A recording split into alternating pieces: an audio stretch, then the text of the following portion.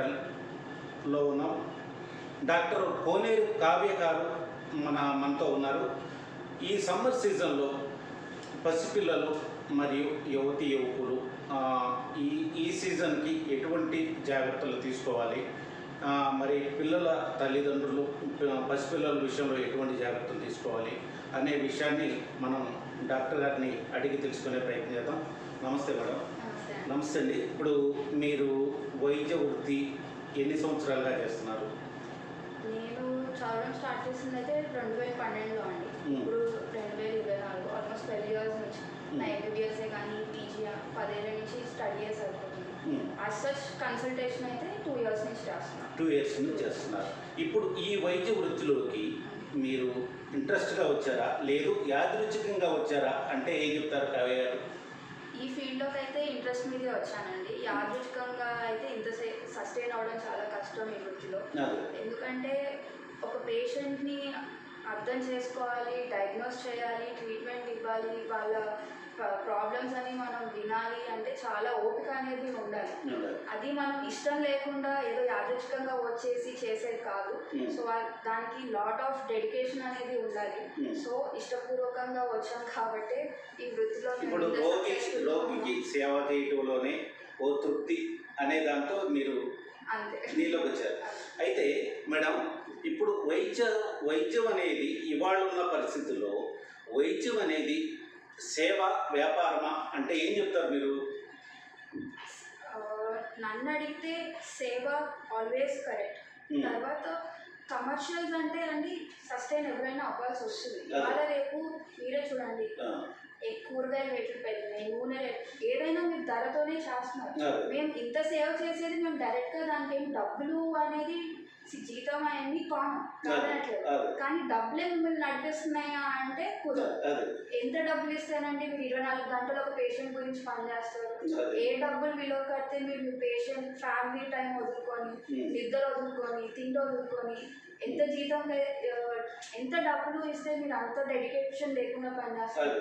So mainly doctor వృత్తి నడుస్తుంది అంటే సేవాభావంతో, మెయిన్లీ సేవాభావం. కమర్షియల్ అంటే బతకడానికి ఎవరికైనా కావాలి, అది దోహదపడుతుంది తప్పితే అది మిమ్మల్ని ఇంకా కొంచెం ప్రోత్సహిస్తుంది. సేవ చేయడం అనేది సేవ ఎక్కువగా సాటిస్ఫై ఉంటుంది. ఆ విధంగా సాటిస్ఫై అయ్యి డాక్టర్లో మీరు ఒకళ్ళు అనుకోవచ్చా? అనుకోవచ్చు. అయితే మేడం, ఇప్పుడు ఈ అమరావతి హాస్పిటల్లో ఏ విధమైన సౌకర్యాలు ఎస్సీ ఎస్టీ బీసీ మైనారిటీలు పేదలకి అందుబాటులో ఉన్నాయి అంటే ఏం చెప్తారు? బేసికలీ ఇప్పుడు మా అమరావతి హాస్పిటల్ కిందని మాకు ఆరోగ్యశ్రీ సర్వీసెస్ ఉన్నాయి. ఆరోగ్యశ్రీ సర్వీసెస్ కూడా అండి బేసిక్ అన్ని డిపార్ట్మెంట్స్కి ఉన్నాయి. అంటే మెయిన్గా ఓబీజీ అంటే ప్రసూతి, పిల్లల డిపార్ట్మెంట్ కానీ, young orthopaedics department, general surgery అన్నిటికీ ఉన్నాయి.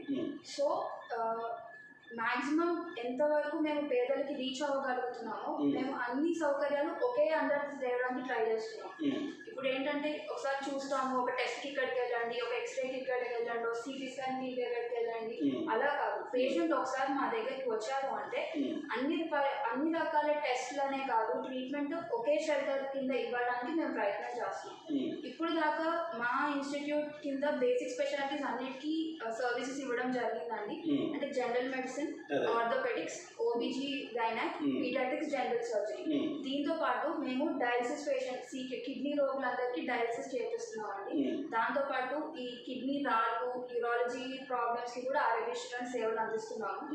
అది కాకుండా ఇప్పుడు ఈ జూన్ 2023 నుంచి కార్డియాలజీ ఇంకా న్యూరాలజీ అంటే సూపర్ స్పెషాలిటీ సర్వీసెస్ కూడా ఆస్టర్ రమేష్ గ్రూప్తో టైఅప్ అయ్యి ఈ ప్రాంత ప్రజలకి ఉపయోగపడాలనే ఉద్దేశంతో క్యాత్ ల్యాబ్, సిటీ స్కాన్ కూడా ప్రారంభించడం జరిగింది. అది కూడా ఆరోగ్యశ్రీ ఇప్పుడు తీసుకుంటున్నాము. సో ఒకసారి కార్డియాలజీ విభాగానికి కూడా ఆరోగ్యశ్రీ సేవలు వస్తాయండి. ఈ చుట్టుపక్కల ఉన్న 50 కిలోమీటర్ రేడియస్ ఏదైతే ఉందో, ఇప్పుడు పేషెంట్ ఎమర్జెన్సీ గుండెపోటు అంటే అండి ఏదో విజయవాడ వెళ్తున్నారు, ఖమ్మం వెళ్తున్నారు, హైదరాబాద్ అట్లా వెళ్తున్నారు. సో అండ్ మనకి ఎప్పుడైతే గుండెపోటు అనేది వస్తుందో అంటే అది 1 hour అనేది గోల్డెన్ పీరియడ్ ఎవరికైనా ఉంటుంది. ఆ 1 hourలో చికిత్స తీసుకుంటే ఎక్కువ ఛాన్సెస్ అన్నమాట రికవరీ. అది దాటినప్పటి నుంచి ముదిరిపోతున్నప్పటి నుంచి రోగం ఛాన్సెస్ ఆఫ్ రికవరీ అనేది తగ్గిపోతా వస్తుంది. సో మేమేంటంటే ఆ ఫెసిలిటీ ఇక్కడే ప్రొవైడ్ చేస్తే ఈ చుట్టుపక్కల గ్రామ ప్రజలందరికీ అందుబాటులో తీసుకొచ్చిన వాటిని వాళ్ళందరికీ ఉపయోగపడుతుందని